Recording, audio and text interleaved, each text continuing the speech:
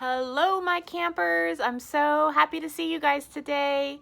Listen, we're going to have some more camping fun. I've got first a really fun camping song to sing with you guys. You ready?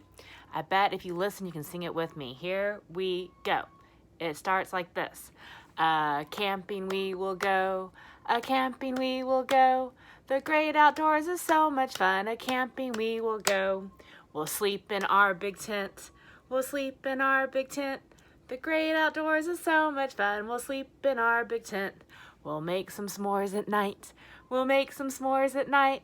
The great outdoors is so much fun. We'll make some s'mores at night. I want to see if you guys can think of some other fun things to add to that camping song. I bet you can, because there's so many fun things to do when we go camping. We can sing about going fishing. We can sing about hiking. We can sing about the stars at night. Camping's the best. All right, and speaking of camping, I've got the silliest camping book to read to you. This book has always been one of my favorite books to read to my kids, and I hope you guys like it too. The name of this book is A Camping Spree with Mr. McGee. And Mr. McGee has a little dog in this book, and his dog is named after one of our friends in class. Let's find out who it is. A Camping Spree with Mr. McGee by Chris Van Dusen. Early one morning at 7:03, Mr. McGee and his little dog Dee packed up the camper and hitched up the load, hopped in the Rambler, and then hit the road. They drove to the mountains far from the sea for 2 nights of camping, or possibly 3. Now look, Mr. McGee has a different kind of camper. He doesn't camp in a tent. He's got a cool camper trailer that he can hitch to his cars. Do any of you guys have a camper trailer? Those are really cool. There's nothing like camping, said Mr. McGee. I know you will love it. Just you wait and see. The views are fantastic. There's hardly a sound. Aside from the wildlife, there's no one around. The air is so sweet, you'll sleep like a log, said Mr. McGee to his small spotted dog. A few hours later, they took a sharp right and found a great spot to lay camp for the night. It was high on a hill with a beautiful view of Mount Adams, Mount Lincoln, and Jefferson too.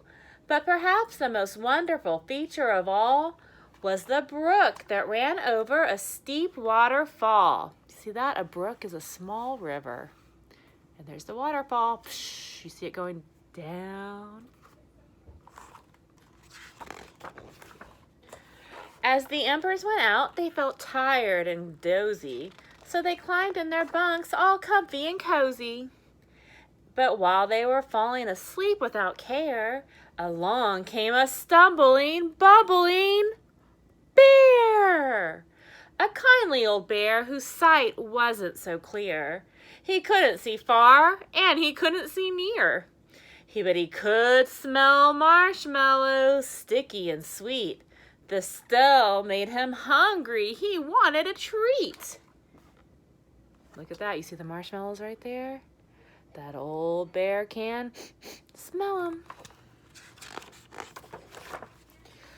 He sniffed out the place where the marshmallows lay, but the car and the camper were in the bear's way.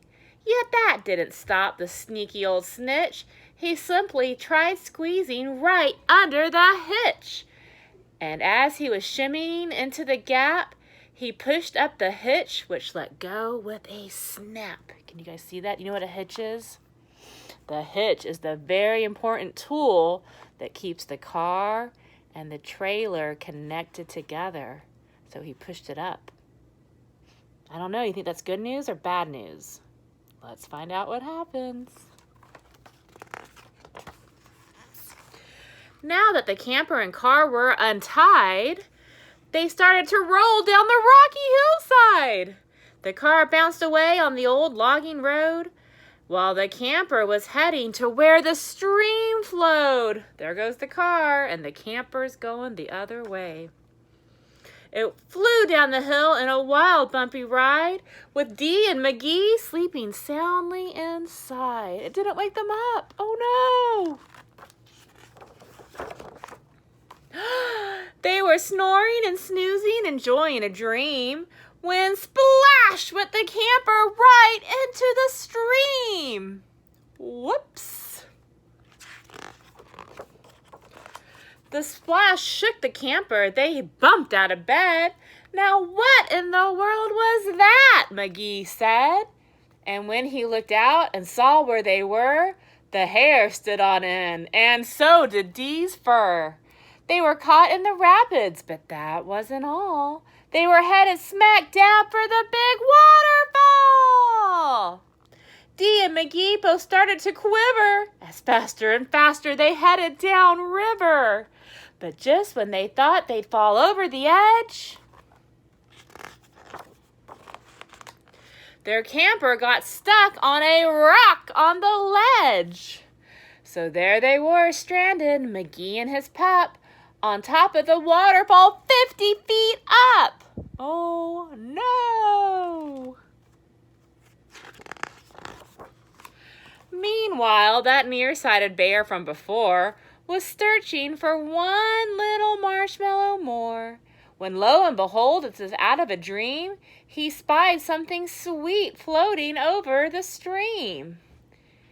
But what the bear thought was a marshmallow treat was really the hitch and not something to eat. Remember, that bear can't see anything. He thinks the hitch looks like a giant marshmallow.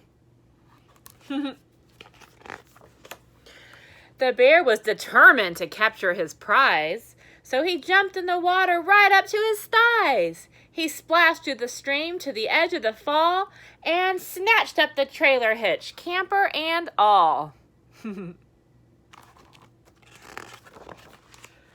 Dee felt a tug. McGee heard a knock as the bear pulled the camper right off of the rock. He dragged them both all the way back to the bank when he realized the hitch was not sweet but quite rank. He spit out that hitch and left in dismay while McGee and Dee's camper again rolled away. It flew down the path with a jolt and a jar and stopped in some bushes right next to the car. Dee popped her head out. McGee looked out too. Had they really stopped rolling? Could it be true? At last things were quiet and peaceful and still. They hooked up the hitch and then drove off down the hill. And on the way home, McGee said to Dee, "That trip wasn't quite like I thought it would be." So when they got home, with the sky turning red, they decided to camp in the backyard instead. That's probably safer for McGee and Dee, isn't it? The end. You see them making their s'mores in their campfire? Yummy. All right, my friends, I'm so glad I got to read that silly book to you. We'll talk some more about camping on our next Zoom call, okay? I love you guys. I miss you. We'll talk soon. Bye.